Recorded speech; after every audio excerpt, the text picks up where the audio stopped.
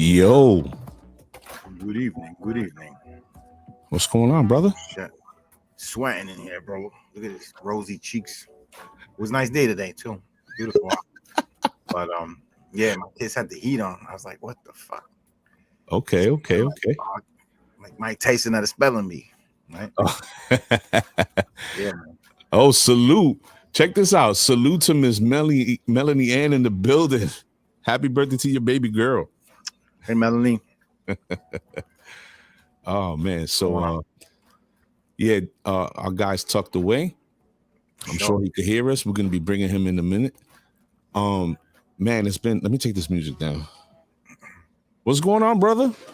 Even though we seen each other yesterday. Yeah, man. Yes, sir. What's going on? Everybody in the room, what's going on? Oh, man. Please share the page. You know, it's going to be a good one. Got a good guest tonight. Yeah, man. Salute to the regular schmegular. Miss Angelica Reyes, as always. We see you. Mr. Tom Ford in the building. And my baby sis, Ms. Zenobia Mercado, my son Fools, Josiah and Asa, behave yourselves. Yeah, yesterday was a little crazy. Just a little bit. Long. Yeah. Long night. Definitely. It was a long night. Yeah, it was cool. Man, all of 6'1" is coming in. Mrs. Varvin Rodriguez is in the building again. Oh, we see you. They was getting at me yesterday. What's in the cup? Yeah, I know. I was getting a lot of that. Yeah.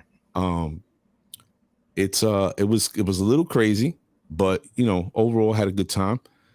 And Miss Melanie's making mention of it.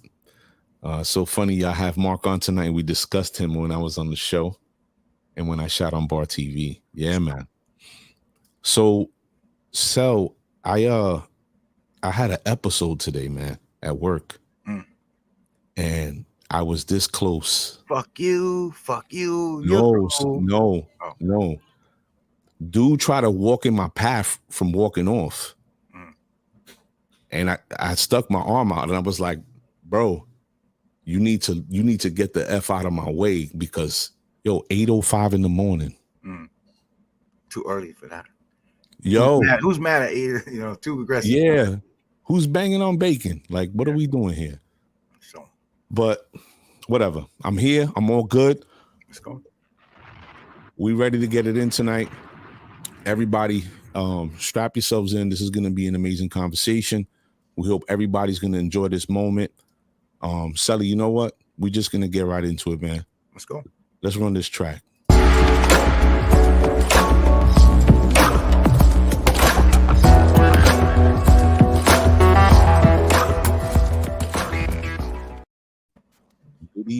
Good evening, everybody. Welcome to the show. I'm your host, Mr. A. Sally Sassong in the laugh. building. I'm a clown. I amuse you. I'm here to fucking amuse you. Sally Sassong in the building. And this is the set 6145. Tonight, the set welcomes a very special, a very talented young man from up in Spanish Harlem, New York City, Mr. Marc Reign. Marc Reign is a multifaceted talent. He does it all. Photography, directing, writing, comedy.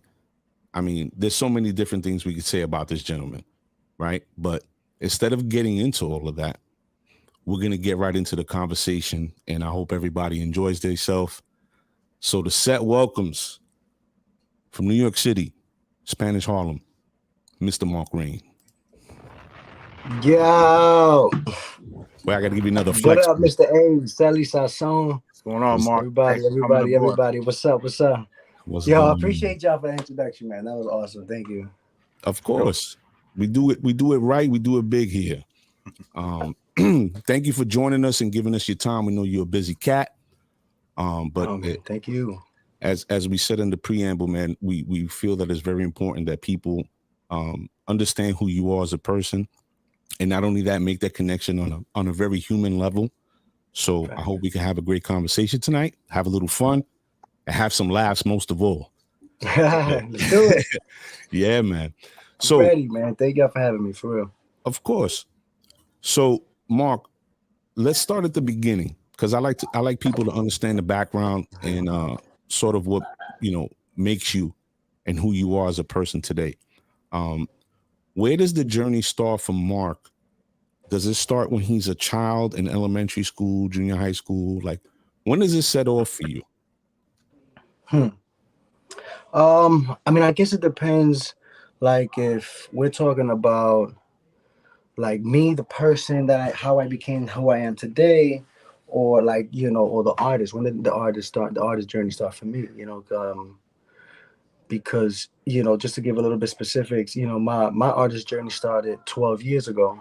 You know, I got a bachelor in theater in 2012, and you know, before that, I actually was a mechanical engineer. You know, I did an associate's in mechanical engineering at City Tech in Brooklyn.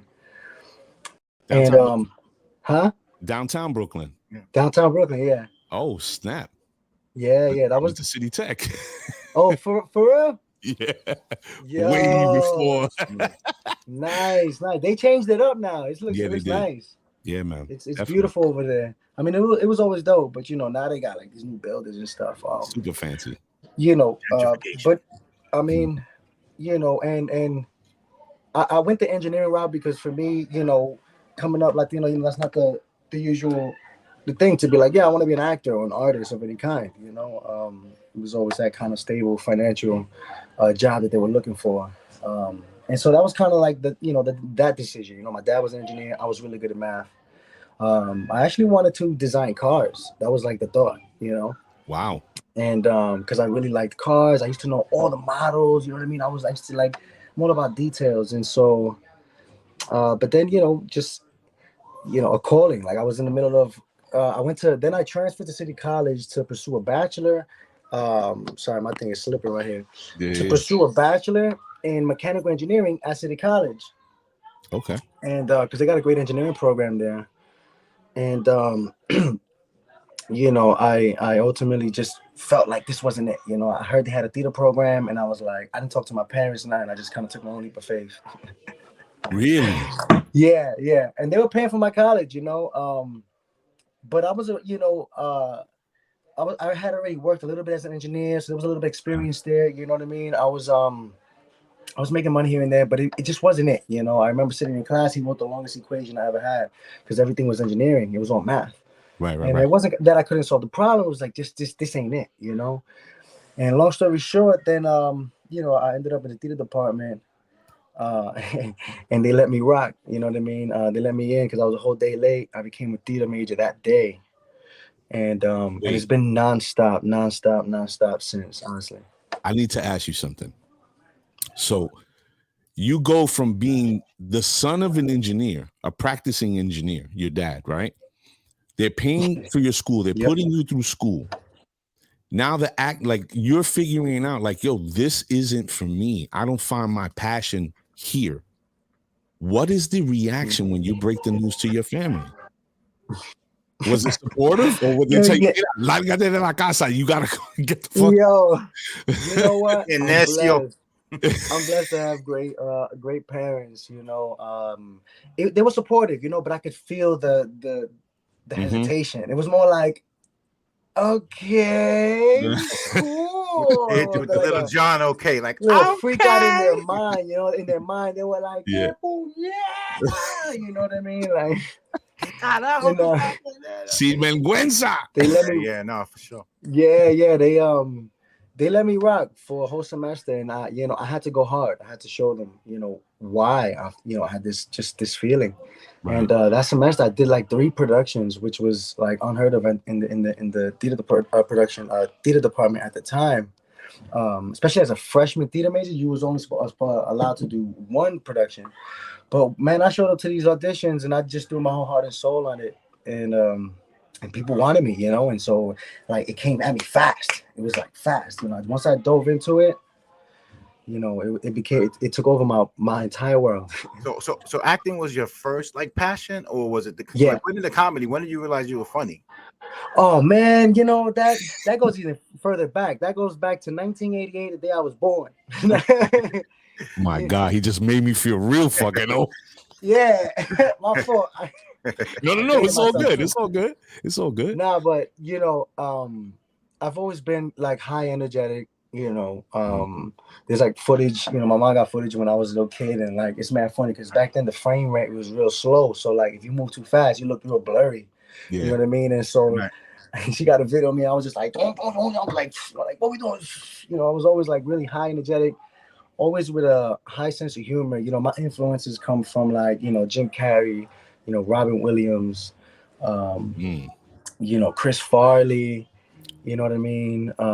Really, really silly. You know, Johnny Leguizamo. You know, like the Oh past. yeah. Yeah. You know what I mean? Yeah. And so I was kind of silly like that, you know, and so comedy just kind of happened naturally for me. You like that Jack Tripper, like, you know, like that type of comedy, like reactions, right? Like Right, falling yeah. I mean, and it's like physical they're comedy. also very like cartoony. We don't got a lot of comedies like that anymore. You know what I mean? Like think Yeah. about Liar Liar. You know, think about like The Mask. You know, like these type of really cartoony, kind of funny, but yet real world comedies. You know, and so that's really my cut. You know, and I kind of like bring that a lot into my work. You know, a lot of my skits, even in a lot of the comedy films I'm working on now. You know.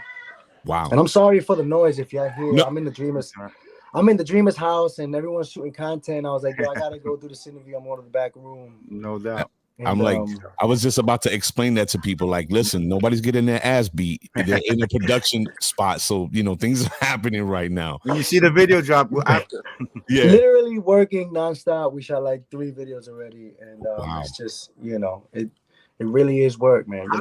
how does that work, Mark? I'm curious. Like how like do you brainstorm on ideas? Is it someone has an idea or? Yeah, I mean, you know, it really can come from almost anything. You know, a song, you know, something you see in the street, on the train, a meme.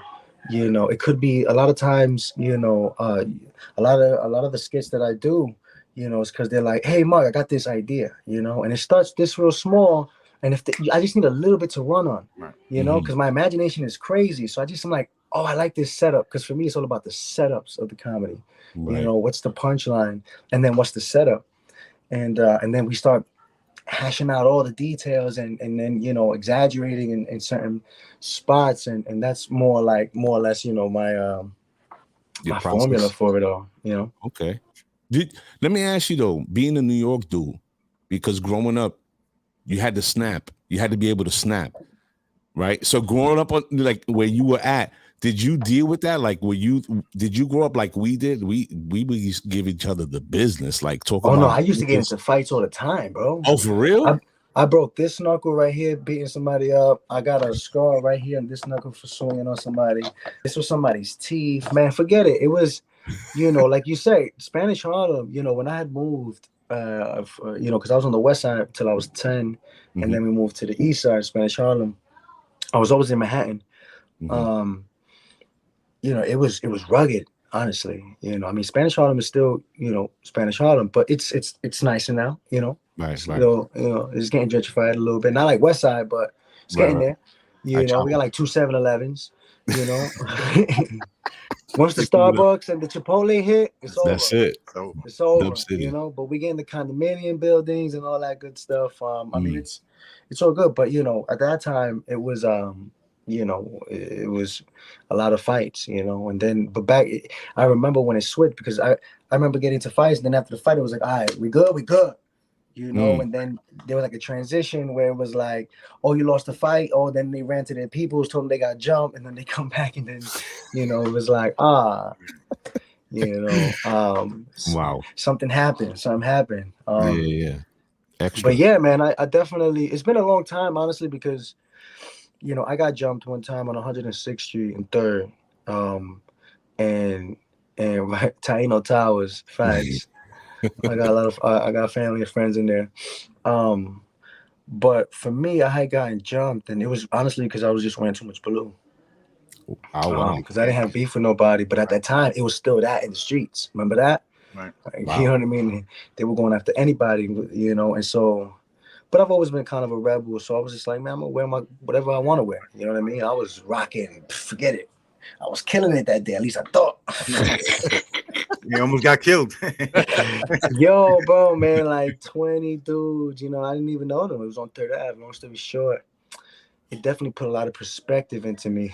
Hard to say I'm grateful for that ass whipping, but and I, you Sometimes know, it's a lesson. but honestly, like I'm not the type to back down. So like I saw where they all ran to, and at the time it could have got real ugly. You know what I mean? Because one phone call, two phone calls away, it could get nasty. And like I said, I'm not the type to back down, and so I was ready with a busted lip, ready to go in there with a bat. And it took everybody to be like, "Yo, chill, chill, chill," and then I had to like sit down and think, and ultimately be like, "That's not really the route I want to go," And I had to learn about myself in a way that could make me more aware when I'm in the street, when I'm in the public. You know what I mean? Nobody talks about like your level of awareness when you're in the streets.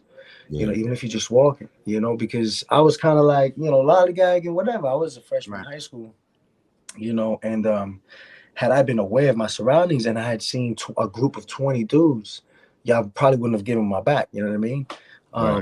And maybe wouldn't have changed the outcome, but at least, I would have known it was coming.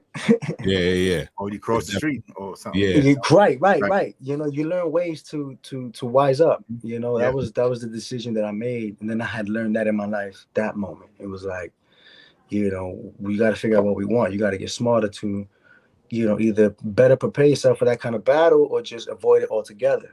You know what I mean? Because I knew I wanted to do. Right. I knew I wanted to do something, you know what I mean, with myself and not fall into the retaliation cycle, and so it sounds it almost sounds like, these are the hard knocks about growing up in New York. And, the gang situation is stretched out all over the country for the most part. But in New York, it definitely came back around. Look, he's going to go close the door. Deja la fucking puerta, coño. Get that door opened up. I don't even know how. He's doing skits on the fucking interview. I love it. The ghost. There's a ghost there. Yeah, for real. I'm almost done. I'll get back to you in a minute. Mark, let me ask you though. You Boricua? Yes, sir. Okay. Do you feel at this point in time, because there's a lot going on with the island, but how do you feel your connection is to the island, or do you feel that you're a solid representative of your people? Because I think so. Okay. Absolutely. I grew up super Bori. I'm actually also part Peruvian. Okay. But I didn't learn that later until I was like a teenager. And that's because the Peruvian comes from my father's father, who my father didn't meet because he passed away when my father was a baby. So my father grew up in Puerto Rico. So my father is part Peruvian, Puerto Rican. My mom is 1,000% Puerto Rican though. So my whole life I just was raised knowing this culture. And then later on they were like, "Oh yeah, you have Peruvian blood and family." And I was like, "Whoa." And so slowly but surely I've been trying to learn and connect to to the Peruvian heritage and culture. But that's a whole other conversation.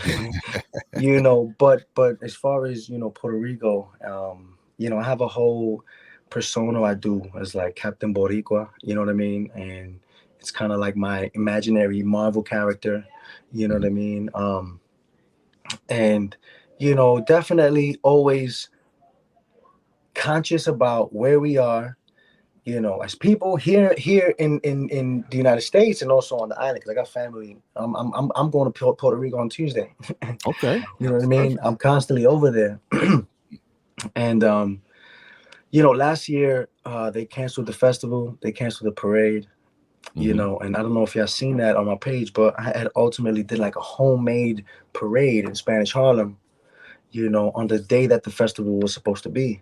Right. And it's an amazing video, man. Like, just seeing the people, how it moved them, being there, it was something, and I'm actually working on something now, trying to bring that back and actually turn that into like a Spanish Harlem tradition, and honestly trying to, in my career, in my life, in my artistry, I would love to create a stronger bridge between the Puerto Ricans here in America, maybe specifically New York, because that's just where I'm from right now. I got to start small and then could expand, and Puerto Rico, because right now, there's New Yorkers that don't feel Puerto Rican because they're not accepted on the island, and then there's Puerto Ricans that come from the island that come here and they don't feel accepted either, because they don't know the English maybe. Right. And so there's a gap, and that's not necessarily by accident, but that's a whole other conversation. You know what I Yeah. mean? And because it's us versus us at some point, Yes. and so yeah, man, in my career, when I started acting, and started this artist journey of mine, it was all about representation. It was all about being able to just be something, right, that other people can look at and go, oh, this is how he lived his life, right? And then kind of like knock at all these things that I care about as far as being, not just being Puerto Rican, as far as being a man, as far as being a human being in general, Right. but definitely, focusing in on Puerto Rico because there's a lot of history people don't Yes. know about Yes, sir. between Puerto Rico and America. If I'm not Ugly mistaken, I think history. Puerto Rico is the second oldest colony in the world. People don't know. Mm-hmm. I was having this conversation. I'm always having this conversation, honestly. I'm always having Oh, this yeah? conversation because I'm always like, there's a lot of things in my art that I want to do as far as film and stuff that are going to tell these stories, Mm-hmm. And people just don't know, how we even became citizens. Like, there's a lot of outsiders, even within the Latino, Latinx diaspora, where they, they look at Puerto Ricans to the end, man, but y'all citizens, Yeah. you know what I mean? And it's like, but you don't even know how we got that. You know why they gave us that? They didn't give us that because they cared about us, if that's what you think. Exactly. They didn't give that us because they were going to make our island better, if that's what you think. They gave that to us because they needed people that they don't care about to send to war. That's why they gave us that. Right. Yeah, See, but that's a heavy conversation for people. I think that it's important, and Sally and myself often get into these sidebar conversations, and sometimes we have them head on, because Sally was born on the island, and he came here. I think it was like 8 or 9. Sally, about 8 years old. I didn't speak English. Yeah. Which part? Santurce. Ah, nice. I love that place. That place. Yep, I met him. Yes, sir. Yeah. And like I was born here, but I'm biracial. I don't even know why I say biracial. I have a part of me that I don't know nothing about, and the other part of me is Puerto Rican, and I only know about that.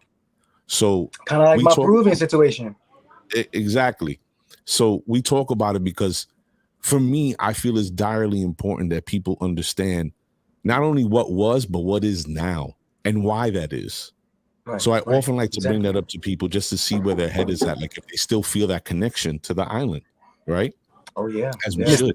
I want to piggyback on Mark's comments too. Like we said, I came here at 8 years old. I didn't speak English, and when I went to Puerto Rico, they were like, insecto and this and that to me, like, the New York Rican type. And I'm like, y'all really knew I was born here, whatever. But it is like you said, there is a disconnect, and we had this conversation the other day about us Latinos, period, against each other are like some of the most racist, Dominican and Puerto Rican. But this is me, and I want to ask you this, Mark. I feel there's an opportunity right now, and you like someone like yourself and your crew, all the people you work with, myself, Miss A, Miss Melanie Ann, who's on here earlier. I think us Latinos right now have opportunity where we could start putting some knowledge out there. Like, and spreading that knowledge. So I think keep doing what you're doing, man. You guys are doing yeah, and I'm seeing it a lot more. And it's gonna be honestly like a barrage of these stories coming out, because this, it's not just me. I know of a couple other Puerto Rican artists that all they care about is getting these Puerto Rican stories out, and these real stories. A lot of people don't even know who Pedro Albizu Campos is. You know what I mean? And that's like one of the most important Puerto Rican names. But that's not by accident. That's by design. Exactly. You see, his name wasn't meant to be remembered. You know what I mean? It wasn't meant to be heard, because then it gets deeper. Once you dive into that world, you're like, whoa, what's really going on here? And there's a book that I read. It's an amazing book. It's called War Against All Puerto Ricans. And if anybody's listening right now and you're curious to know a little bit more, grab yourself that book on Amazon. It's very affordable, and it's a super read. Like the information is just gonna, I had to read that book in waves. It gets you angry, right? Because I was sitting, I was like, nah, man. Yeah, you see, it gets you angry. I gotta finish reading this. You know what I mean? Yes, it was crazy. It was, it almost really feels like you're reading that and you're just seeing movies and after movies, at least in my brain, because I'm a storyteller. This history was like, just all this. I was seeing it very cinematically, because this is, you would think that these are made up stories for cinematic effect, and it's like no, this really happened. Yes, sir. Yes, sir. And so just kind of unite and bridge. Again, like someone said, there's a gap, there's a segregation between us. There's protests going on the island, because there's people on the other side, and that's how deep the indoctrination goes. Puerto Rico was sold, to keep it long story short, and it was sold out by a Puerto Rican, and it's ugly. I don't want to start throwing names out there, but this is the reason, because we were people don't know. Yeah, we were actually trying to connect with Mr. Nelson Dennis, who wrote that book. Nice, yeah. My daughter, God bless, I love her so much. She purchased that book for me like 2 years ago. And as soon as I got it, I started reading it, and I was doing the same thing. I was getting pissed off because Mr. Dennis doesn't just scrape the surface. He goes deeper. Oh, yeah. And to find out that the first governor of Puerto Rico was a heroin addict was like, wait a minute, hold up a second. Well, the first Puerto Rican governor, right? Because there was governors, but they were white guys. People don't understand, and that's why I always crack up when they're like, "Oh, but the Puerto Rican government is corrupt," and I just laugh because I'm like, you don't even know what you're saying. That's a line. Puerto Rican government. Do you know how that even? Do you even know who put that government in place? You understand? It's not like Puerto Rico had its own governance and then America came. No. Yeah. We had a day of independence because Spain was like, all right, we'll let y'all be your own country. And then the next day, America was like, psych. Oh. Legit. That is legit how it fucking happened. Excuse my language, but that is legit how it happened. Like, after 500 years of Spain doing what they were doing to our people, they finally said, all right, we'll give it. It almost felt like a setup, to be honest. They were like, they were in cahoots with America. Like, all right, they got the money to back. Right. They were like, oh, you paying us? All right, so we're going to let them go. And then you're going to come with your cannons. And you're going to take over. Deal? Deal. Ladies and gentlemen, if you're just joining the show, I'm your host, Mr. A. Sally Sassong in the building. And yo, what up, Marc Reign? And this is the set 6145. Tonight we're speaking to Spanish Harlem's own Mr. Marc Reign. And he's giving us the lowdown on his up-and-coming career and what he did and what he went through to get where he's at now. We're having a short discussion about Puerto Rico, and we can definitely go down a rabbit hole on this one. Yeah. But we're gonna be careful. We're gonna shift gears. We're gonna reel it back in. Yeah, we're gonna reel it in. Let's reverse it real quick. Yeah. So now, Mark, you're in college, you're getting these productions, you're going, and I actually saw a clip of you doing a play. And I thought to myself, this guy, and I put it in the write-up. I said, he's a hood thespian, right? That's funny. So what does this acting passion mean to you? Because a lot of people don't understand that in order to become an actor, a trained actor, because, you see people, they're rappers and then they're in movies and it's like, oh, he's a great actor. Right. Try to explain, if you can, the best way you can, the difference between being that and being where you are. Well, I like to say that, there's a big difference between an actor and an artist. There's a difference between a rapper and an artist, singer, artist, etc. And to me, being an artist just means you care on a different level, right? About your work, about things that you're conscious in your own world about. You see, especially in today's world, I feel like the quality of a lot of these media art forms, digital media art forms, have been lowered, because there's all the equipment and everything is accessible and everybody wants to do this, and not to say that everybody can't, chase your dreams, but what's been accepted as far as mainstream or what they hold up high, isn't usually always something of great value. It's just whatever seems popular, popping, or trend worthy or controversial, right? Because what we love is shock value today. Doesn't even have to be good. Just, oh my God, they said this, And that's a culture we live in now. And so, I think everybody sees movies and shows and even skits, and they're like, yo, that looks so fun. Like, I want to do that. I want to, like, they think it's make believe. I want to pretend, to be or not to be, like, it's like people think it's this put on thing. And, when and like in any field, when you go and get trained and, you start to understand the ins and outs of everything, you just, you can't even compare the two types of creators. You understand? From like the person who just wants to like have fun and do this, and the person that's like really deeply mad scientists, calculating because they know the components. You know what I mean? It's not just this point and shoot situation. And so there's so many things, acting. Just to dive into that, I always tell people it's like the study of life. You understand? Because you have to have great observation skills. Yes. We have to, our fluent language has to be body language. You understand? You have to be able to say what you're saying without saying it. Say what you're saying, say what you want to say, but say something else. You understand? Because there's undertones, there's all these decisions, there's all this technique and all this stuff to understand, even understanding the dynamic between relationships, between scene partners. What do I want from you? What do you want from me?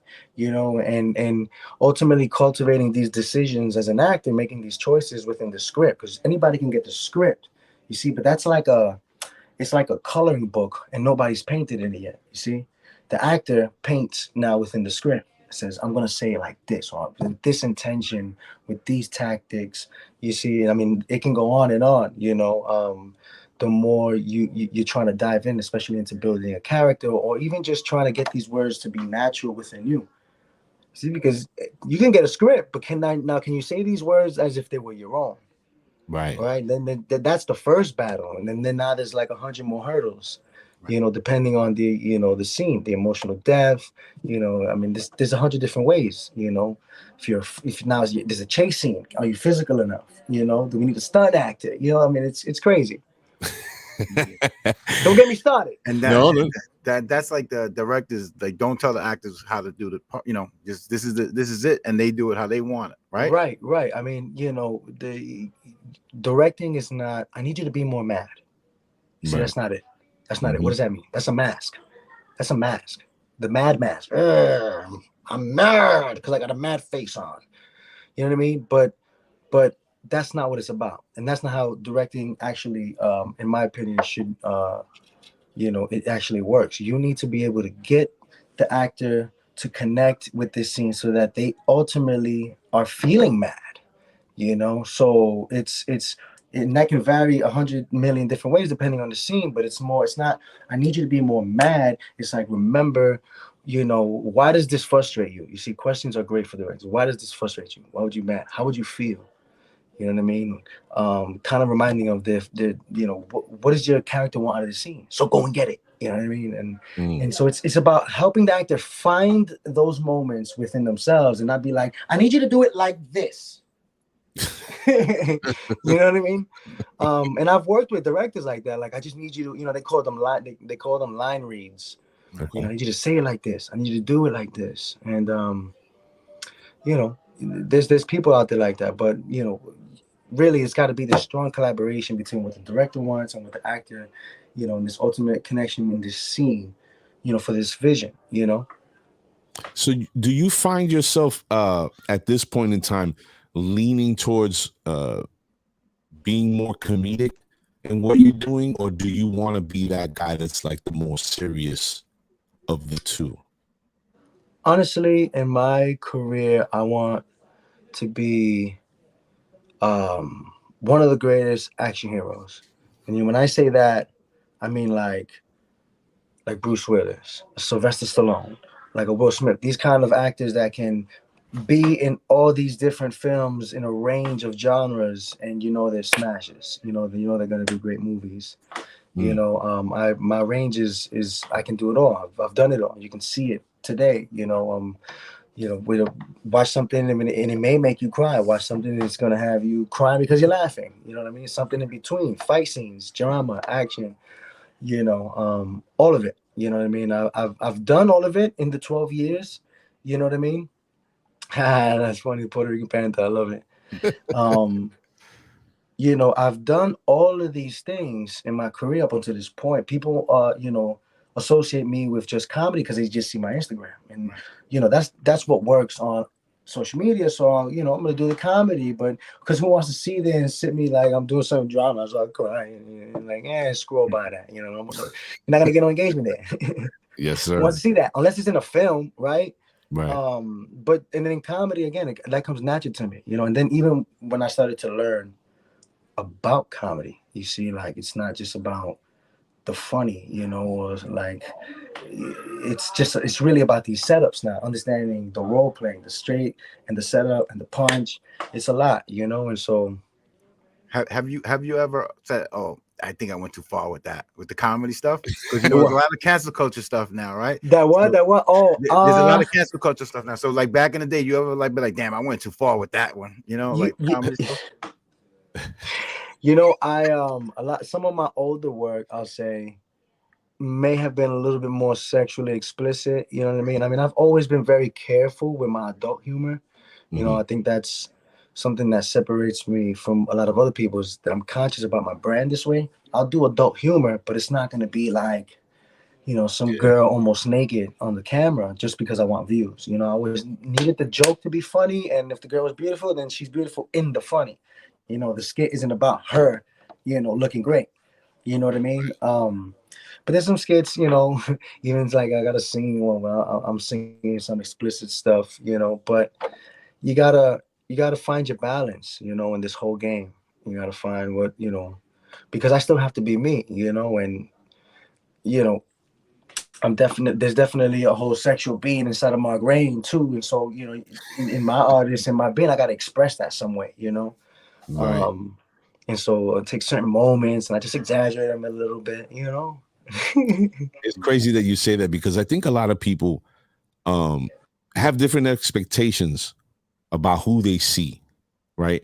And if they're seeing clips of you and you're making them laugh, they think that the funny is always on. When, oh, I'm going to meet this dude, oh, I'm going to have a good time, he's going to make me laugh. They don't understand that that's just part of what you do. There's so much, you know, other things, and you have different passions within the artistry. So when you sit down and talk to somebody, that's when you start to understand, like, oh shit, this guy's not a fucking clown. He's a serious, you know, he's a serious artist, and there's different aspects to him, right? So with that said, I want to ask you about that, because everybody in the room, I know you're seeing the shirt, you can't make out what it says, but I want to bring this up for a reason. It says Jave, and if we're pronouncing that right, cool. Jave Tequila. Shout out to Jave. Right. So shout out to Java. Thanks. Now, Mark, explain to the room, what is Java and how did this whole thing come to be between, you know, the relationship between you and them? Well, Java Tequila is the first Puerto Rican owned tequila out of Spanish Harlem. And you know, it's amazing. So naturally flavored, zero added sugars, 100% agave. You know, I mean, it's won awards for gold for being the smoothest shot. I mean, I can go on, but you know, it's amazing how it came out, because it can't. You know, it's a Puerto Rican owned tequila out of Spanish Harlem, and I'm an actor filmmaker out of Spanish Harlem. You know what I mean? And a lot of people think, and normally, like for brand ambassadors, it's like, especially today, you know, they find you on social media first. You know what I mean? And it's like, hey, see your following. I think you know, your content matches up with our stuff, and we think you'd be a great brand ambassador. You know, this was like none of that. This was on the real. We met at a bar. Shout out to Joe. You know, and it was just an organic, you know, meeting in a bar in Spanish Harlem, and it was just like genuine love and support. Where it was like, man, I need to support this. You know, because I'm always preaching about how we need to support each other more, not just as Latinos, but specifically as Puerto Ricans. Like, my God, if it's not the Puerto Rican parade, don't expect people to show up. You know? Or Mark Anthony concert, Bad Bunny these days, yes, sir. Know? And and so we talked about, you know, a lot of like how I wanted to push content for them and just kind of do promo, and then, you know, one thing led to the next. Months later, you know, they ended up putting me on with the marketing team, and now we're here. I be wearing this stuff everywhere. Now, how far? So for people that don't know or want to know, right? How far is their reach? Like, can I go to any store and pick them up, or do I have to go to a specific online store, or how can we find Right. them? I mean, they'll deliver it to you for free if you cop some online. Yeah. What's that number? JavaTequila.com. Yeah. Sally, you And, want a bottle, Sally? When y'all reaching for that Casamigos, they know I'm going for the Yeah. cow right now. That's it. Yeah. I'm telling you, they won in 2020 and 2021 gold for tequila. Wow. Against everybody. Wow. And they're coming up. You know what I mean? The David team is deep, and they got a lot of experience. It's not like this tequila isn't celebrity driven. Right. At least not yet. No, Yeah, Yeah. but it's all coming from the ground up. And it's really good tequila. Like that's I think the best part about it. And Yeah. And so they have a store located on the website. You can go to, type in your zip code or your address, and they'll show you which stores if the store's near you. Right. On the East Coast, they're out here in the East Coast. We It's got now people like we're getting a strong transition into the West. We got people from Cleveland, Florida, all in, they're all over in here. So for sure, if they could get deliveries, I'm sure they're in. Lit. Oh yeah, free. Yeah. See, they got a Blanco, they got a jalapeno, which is surprisingly really good because I don't like spicy food, but it's not a spicy drink. Man. Wait a minute. Is that mango? Is that and that is the world's first naturally flavored mango tequila. Yo? Let's go. Sally, you want a bottle? And then they got don't threaten me with a good time. That's my favorite. Listen, all right. Just everybody in the room. This is the website, okay? Sally, since we got Mark on, excuse me.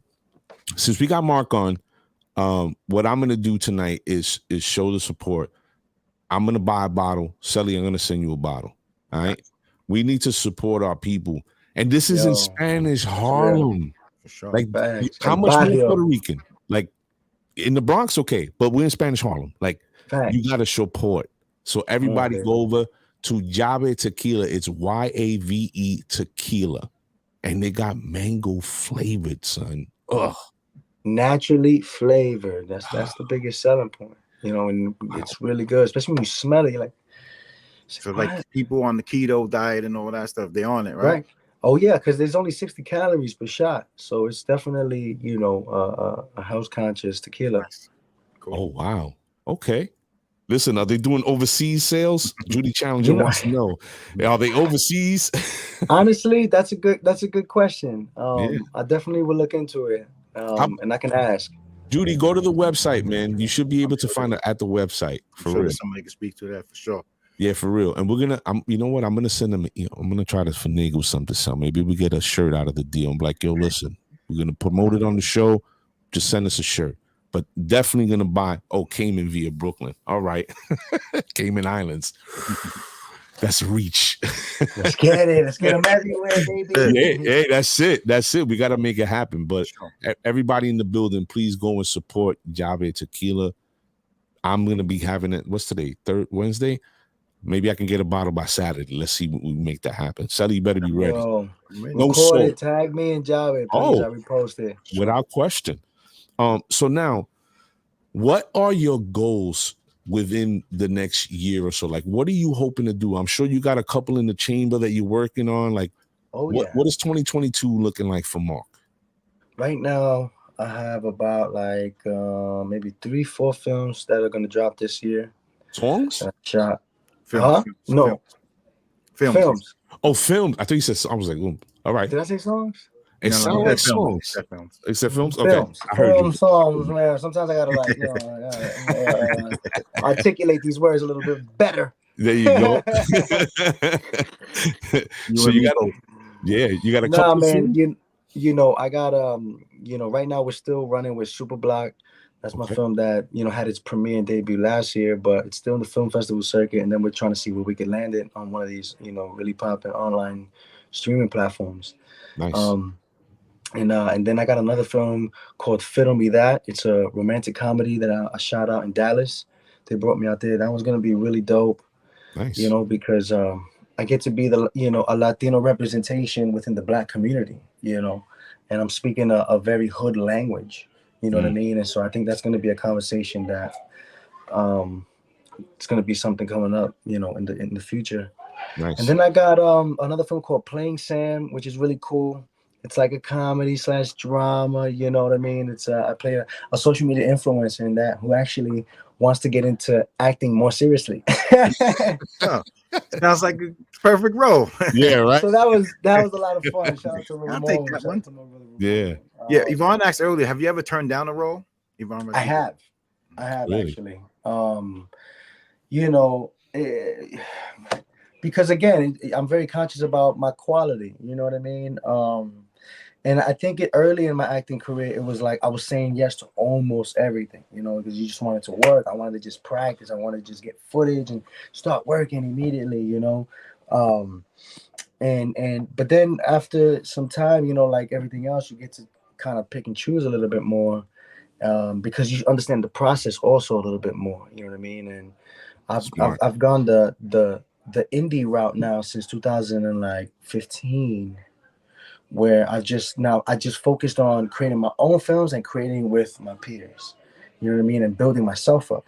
Because at the time, of course, I mean, and even still today, but especially at the time, the Latino representation in the industry was horrible. I kept going out for, you know, the drug dealer, you know, the villain, the bad guy, you know what I mean? Typecast. Nothing's changed, huh? Right.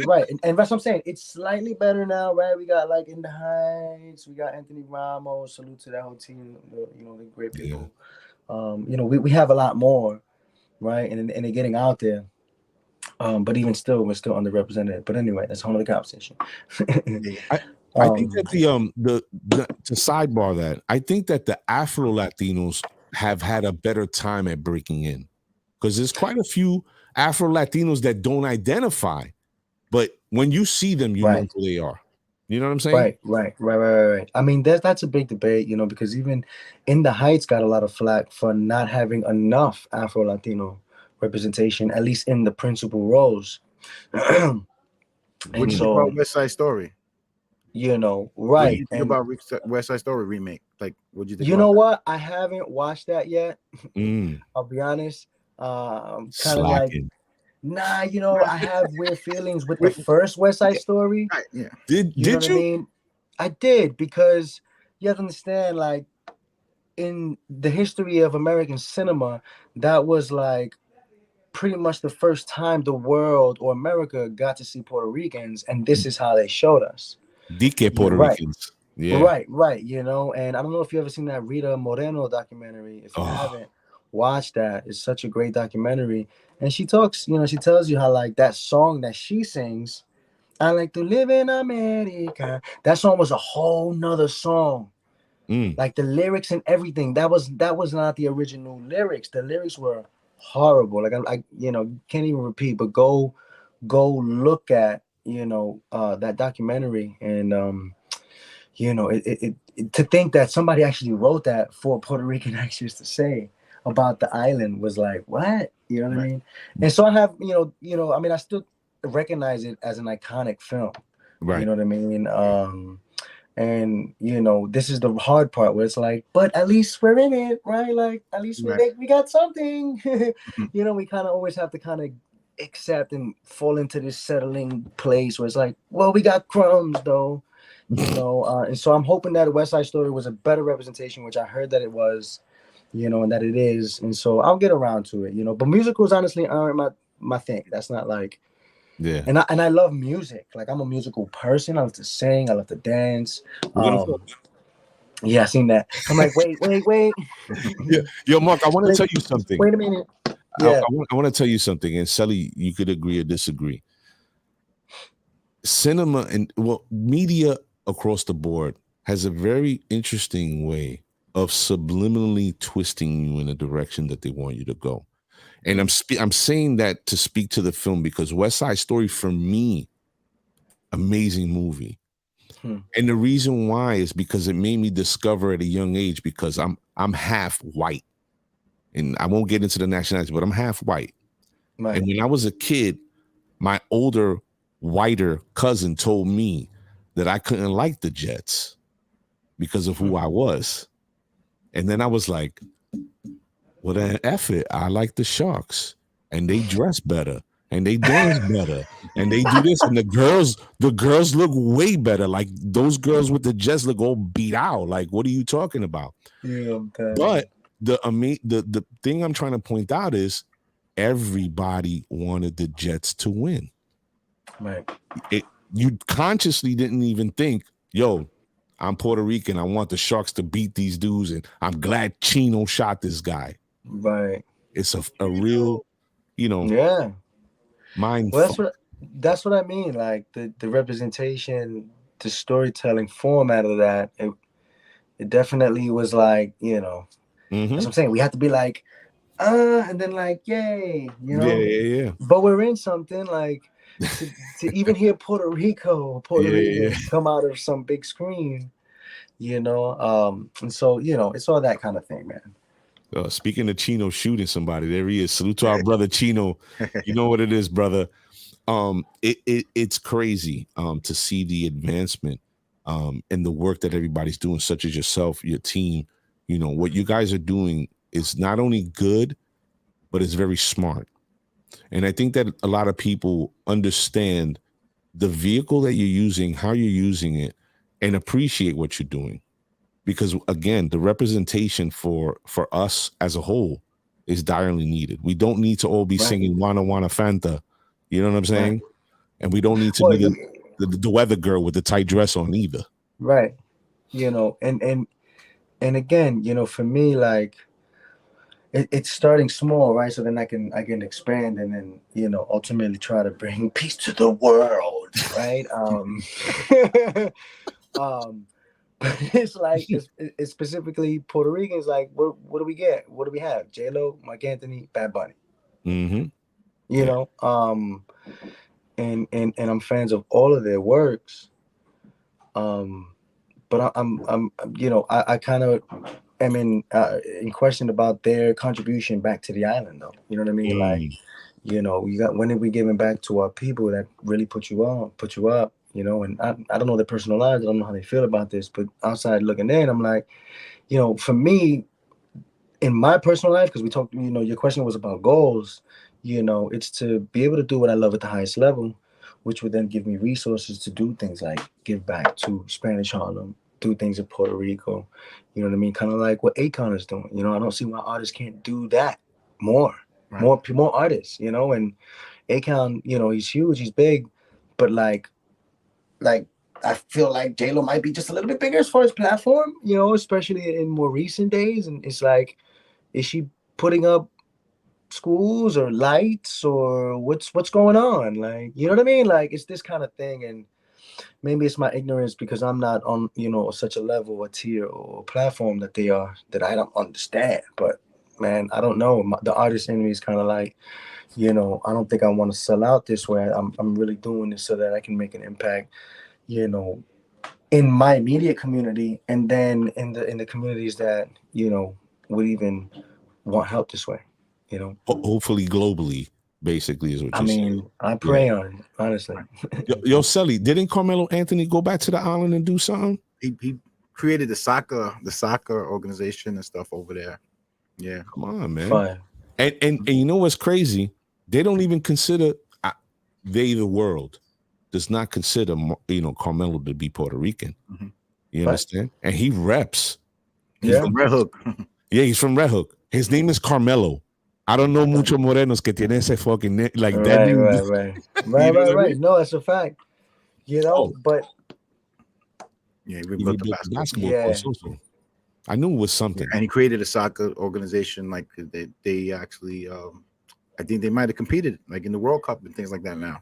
Really? Yeah. Mm-hmm. Yeah. See, definitely started some stuff like that. Yeah, man. More. That's what it needs to be. And Mark, I got a question, Mark. Sorry, mistake. No, go ahead. You're in the elevator. Power goes off. You're stuck with Black Rose or Ken Stars. Who you want to be in there with? Oh my God.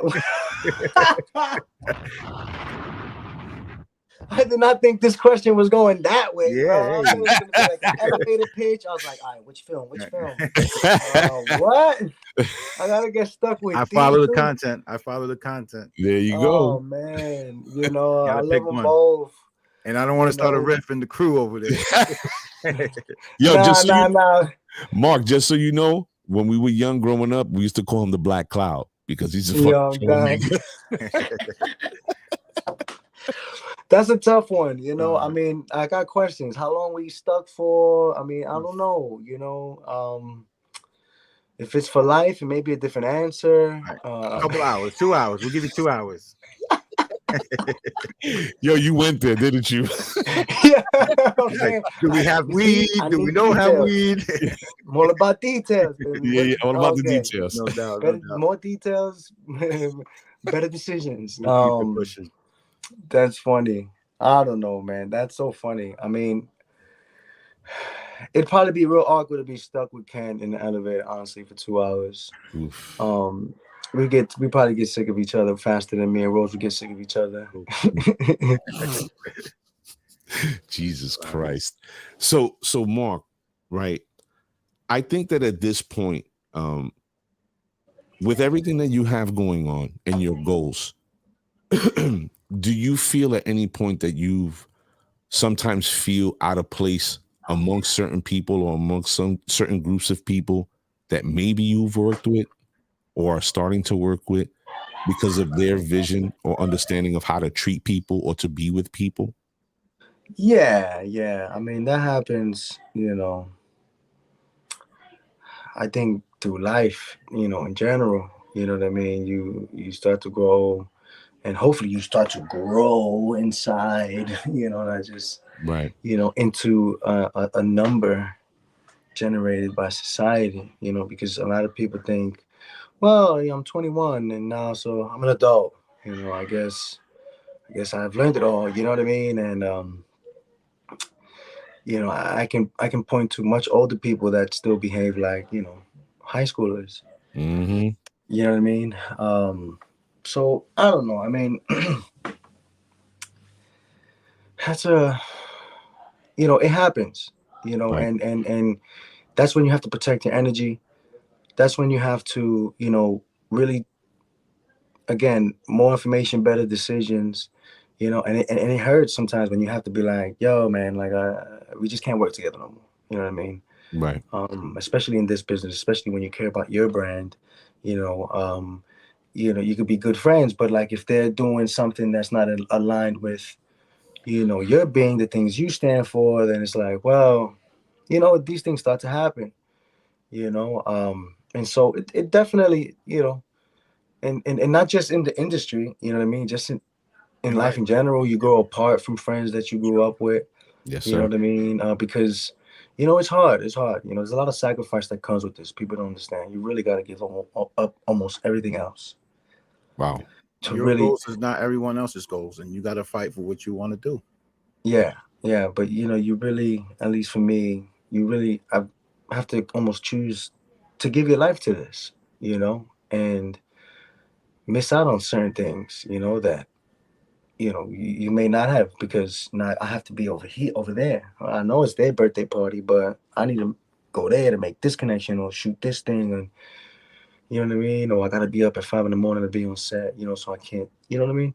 Yeah. And so then friendships start to fall off because now I'm not, you know, we're living different lifestyles, and you know, just naturally. Wow. We've seen that throughout history. So. Yeah. Life lessons, but Facts. they're important. They're very Facts. important. You Ladies gotta and learn how to gentlemen. be okay with that, you know, because people don't know how to let go. Yeah. You know, it's like, oh, but I've known them for 10 years, and it's like, and you're gonna live to 80, and you know, they're not gonna serve your life anymore, you know. And so we gotta just keep it going, and that's hard because we're really like attachment beings. Yeah. You know what I mean? And so, you know, but they tell you heard it once and you heard it 100 times. You gotta have thick skin to be in this, for sure. Oh, for sure. A lot of no's, and you got to be able to take them. Oh yeah. No, but even those type of L's and those type of no's, you know, when you fall off, and you know, you got to keep moving, use it, connect. You know what I mean? Like I was telling you, life acting is a study of life. You know, for me to portray somebody that I never lived their life. I never lived in that world. You know, say a drug addict or something.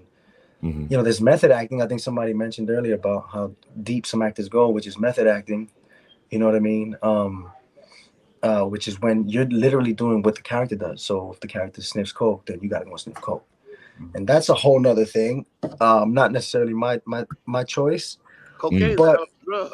either way, it's all for information. You see, it's you know, for the sake of information, for the sake of that experience, right? Because if you don't sniff the coke to actually know what it's like to sniff coke, so that you understand what it feels like, right, to truly be in this moment as, you know, this addict, or you have to have strong observational skills. You know, what are the nuances? What are the ticks? You know, and so now you have to generate this, you know, create it. You know, it could be any body part. You know what I mean? But their observation of life has to be there. You know, being perceptive, right?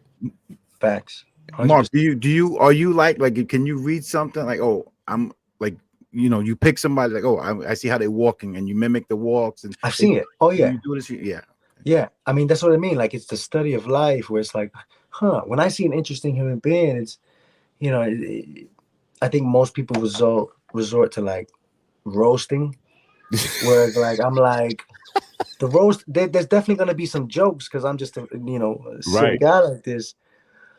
But then the human questions start to come up, you know, where I'm trying to now understand what were these people, what was this person's life choices that led them to this, you know, why they got that walk, you know, what, you know, I mean, because especially in New York City, we can see all types of things in a single day. That's a fact. You know? But I want to say something now that you said that, and my wife is in the room every day, like clockwork after work. This little person used to walk by me and my man every day. We would stand on the corner talking. This little person would walk by me every day after work. And it took everything in me not to pick him up and start running away with him. I don't know why I felt that way. And I used to tell my wife, Ma, I just want to pick yo, son, Nautica, tie, fresh. And I just used to want to pick this little dude up and start running. My man was like, yo, you do that, he's going to start duffing you like that. He's just going to start. What were you going to Yeah. Like, no, not like that. Like this, like a baby. Fucking bite your nose off. Yo, dude. Yeah, it's bad. When you see these things and you just put these ideas in your head, I'm like, I wish I would have did it. Ladies and gentlemen, if you're just joining the show, you are out of luck.